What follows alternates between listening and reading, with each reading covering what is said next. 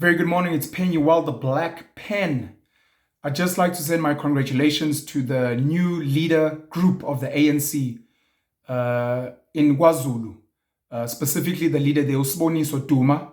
There was a lot of fanfare at the time when the ANC conference in KZN was held. There was a lot of singing of Wenzeni Uzuma.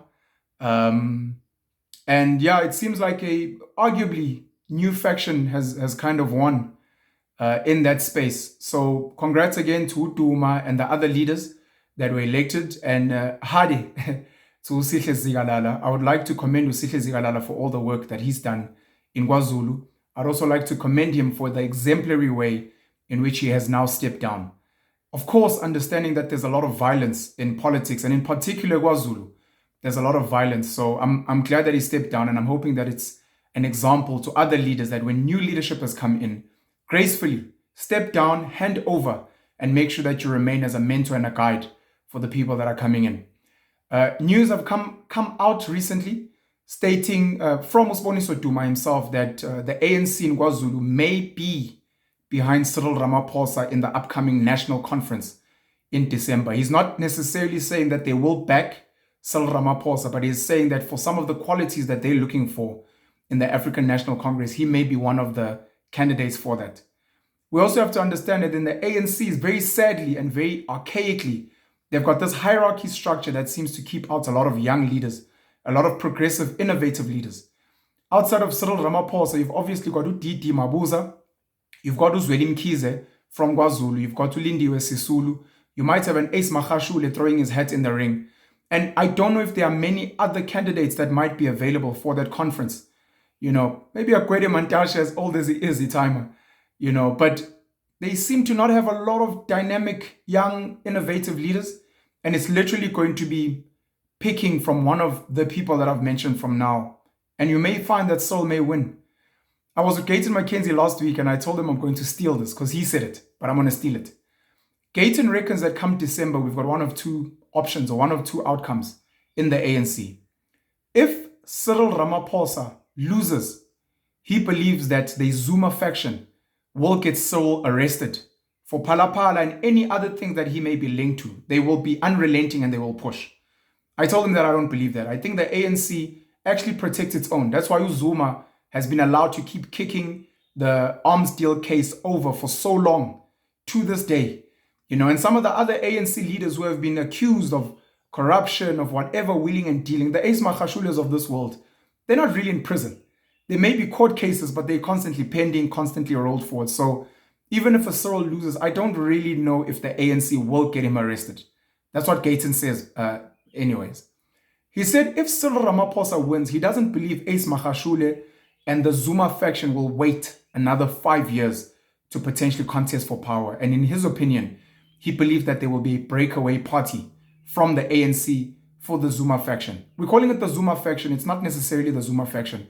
Some call it the RET, Radical Economic Transformation faction. Some may just call it the, I wouldn't call it anti-white, but anti-white monopoly capital faction who would like to see a change in this country with more transformation, especially regarding the economy, seeing more black faces in key spaces and transforming some of the policies. Jacob Zuma tried to transform the mining charter, kind of lost. Dudumieni was obviously trying to get more black suppliers at the SAA. She didn't really win. Hlaudi Motsoeneng implemented the 90% local content. I don't know how far that got. So there are people that are hungry to aggressively transform the way that the economy is run. So we will see. Gayton reckons there'll be a breakaway party if Cyril wins. What was interesting for the kwaZulu leadership contest at the conference is that the faction that won called themselves the Taliban. Became a huge joke on Twitter. And it was largely because they were wearing these scarves that you normally see people in the Middle East wear. And they thought it was a cute name, calling themselves the Talibans. And it became a huge thing. The Talibans have won. The Talibans have won. Some people in the global community, international media were a bit confused. What does it mean? The Taliban won in South Africa. Obviously, to us, it was a fat laugh. We had a good time. But I think just for some of you, something to think about. The Taliban as an organization is very emotionally triggering for some parts of the world, where some people see these as terrorist organizations that may maybe actually even point to family members that they've lost, that have been killed, that have maybe been raped, abused, tortured by groups like the Taliban. I'm not saying the Taliban has done that, but I'm just speaking about these terms. It's similar to finding out in Europe, in America, in Asia, that some group, the racist Afrikaners, won the election, the conference. And you're like, what do you mean the racist Afrikaners? And then when you start seeing the pictures, maybe it's a group of Chinese people, maybe it's a group of Europeans, maybe it's a group of American people that are maybe wearing khakis, maybe wearing felt schooner, and they thought it was cute or cool to wear this uniform and then to be like, we are the racist Boers and we've won. Not really understanding that in other parts of the world, this may be triggering to other people. So when we come up with these catchy names, yes, we do it with no malice, not to hurt anyone. But please understand that especially organizations such as the ANC, which have an international footprint, there are people watching from the outside and they look at some of these insensitivities and they actually ask themselves, do you guys understand international politics? And do you actually think it's funny to name yourselves after such groups? It's just something to think about. Let's see how these things go. Let's see how the African National Congress goes. Let's see how the conference goes. I, for one, am not really happy with the work that the ANC has done. I am not a supporter of Cyril Ramaphosa in particular. I do not identify him as my president.